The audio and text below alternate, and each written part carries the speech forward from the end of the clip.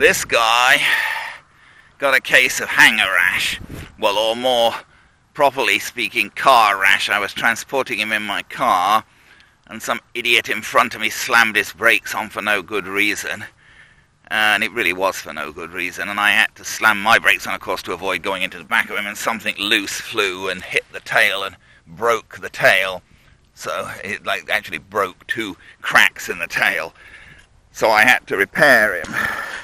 So I just wanted to check him out after repairing him. Pretty annoying. Moon's right on the horizon. He should, I believe, take off the grass. We've already got GPS lock and everything with this guy. This is the Champ S Plus. So let's see if we can get him. Famous last words. It's a bit hard to get his wheels moving on the grass. He certainly takes off quickly once they do move. Oh, now what? This is not good. This is not good. Is that just wind?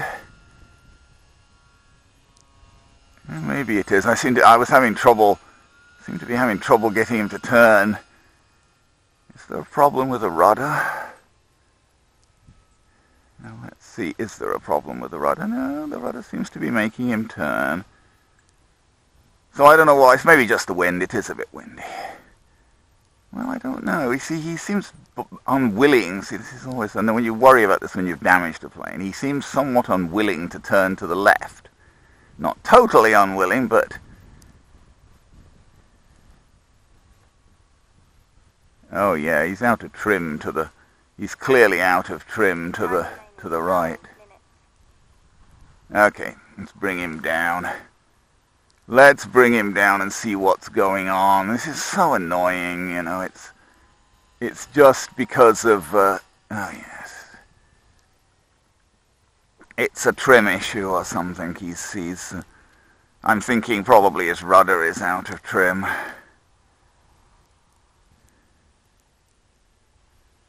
He keeps wanting to go to the right the whole time. I do not have any rudder trim in there. Well, I might have sub-trim in. Yeah, his rudder's out of trim to the right. What happened to it, I don't know. Let's have a look, see if we got any sub-trim in it. No, we don't. Well, I try and avoid it with this guy, I guess, because of the, oh, I don't know. Let's see if it'll tolerate. I try to avoid sub-trim with this guy because of the, you know, because of the GPS and the safe and things. I'd generally rather trim him by bending the wires, but that's annoying. Then if I've got to go and get I'd have to go and get a pair, take him back and get a pair of pliers or whatever. We put a little bit of left sub-trim on the rudder there for now.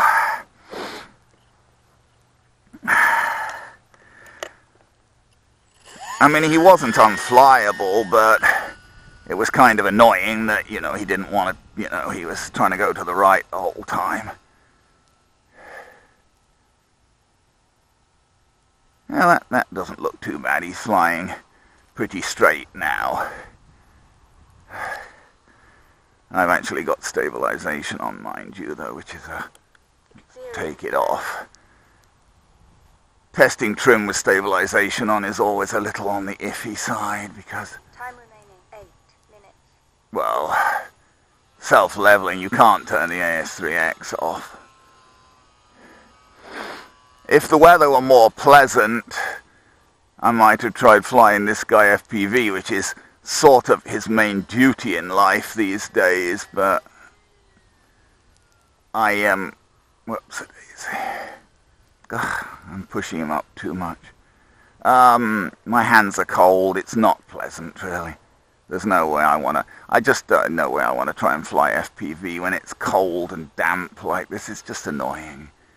It's not in any way... not got enough force there. I'm not doing very well with this guy.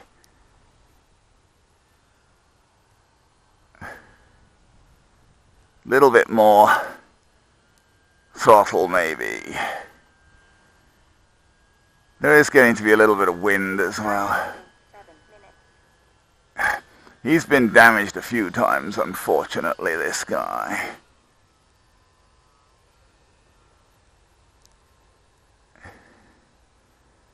And this latest blasted incident of something falling on him really kind of annoyed me. I mean, because it was so unnecessary. It wasn't as if the guy braked for a kid or anything. He just, I don't know what he braked for. He braked pointlessly.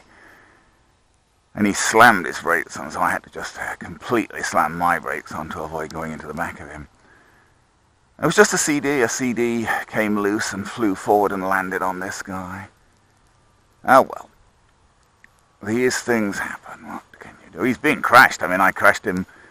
Well, actually, we crashed him when I was doing buddy boxing with Fred and ripped the tail off him not long ago, and that had to be repaired. And that definitely took some retrim. But although we ripped the tail off him, we never actually broke the tail surfaces. This broke. It's very thin foam that. Hang about. I'm going to put him back in that.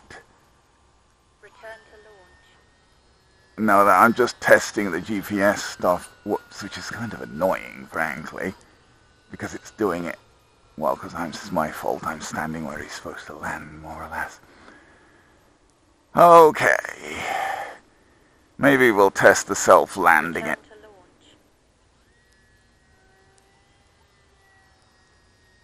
This is his auto-land feature I'm testing here. I'm seeing if he auto-lands. It always makes me a bit nervous because he rushes around doing it.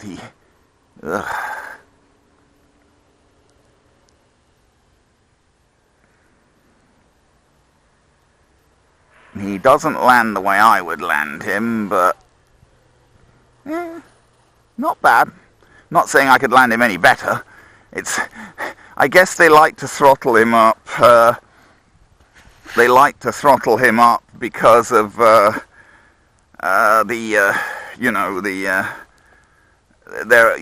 to be sure that they can resist wind and whatever.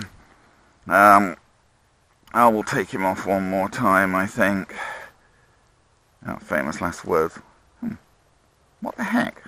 Throttle cut on. Throttle cut off. Famous last words. Can't he? What's happened to him?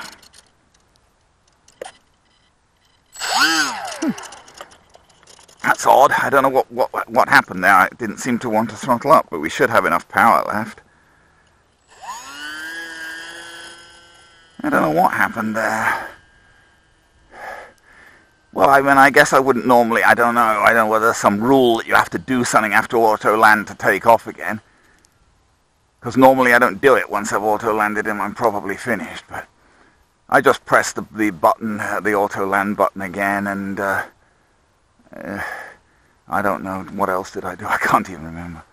Twiddled things till he worked. But throttle cut was off, and for some reason he didn't seem to be throttling up. I don't know why. Yeah, no, he should have enough battery power left, although I don't know entirely, but he runs for a while on these little 2-cell batteries.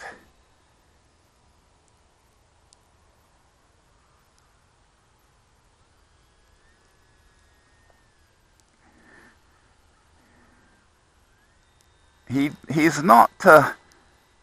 I was just flying the UMX Timber yesterday, and for some reason, the UMX Timber feels as if it has more power than this guy, although I don't know why. I would have thought it probably had the same motor in.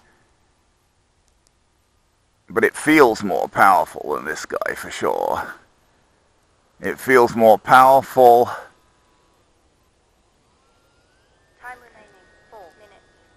Intermediate Oh, I had stabilization on. No wonder it wasn't flying the way I expected it to. I didn't realize I had stabilization on.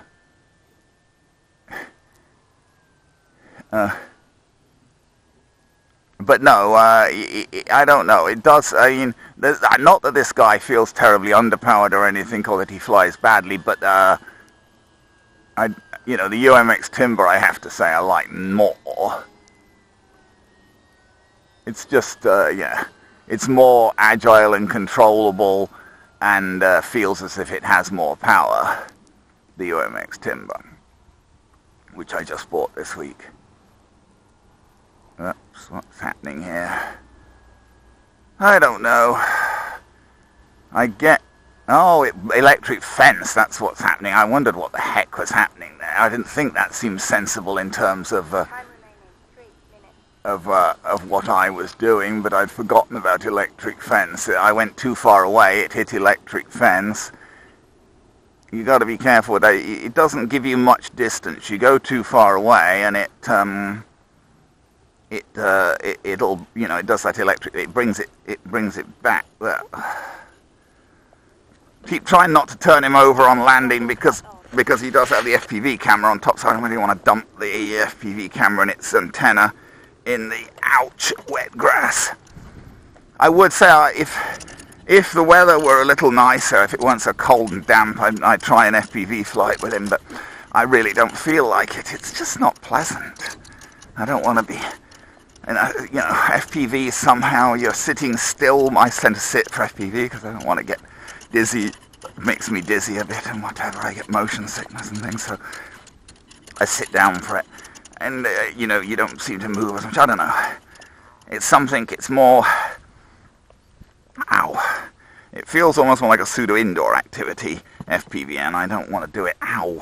My hands are cold. Anyway, there you go. I guess you could say he checks out okay after his repair, except I did have to put some sub-trim into the rudder, so I guess getting hit by that CD knocked the rudder trim out as well as breaking the horizontal stabilizer. He's suffered a bit, this plane. Throttle cut off. Yes. Okay. There we go. That's the Champ S Plus, of course.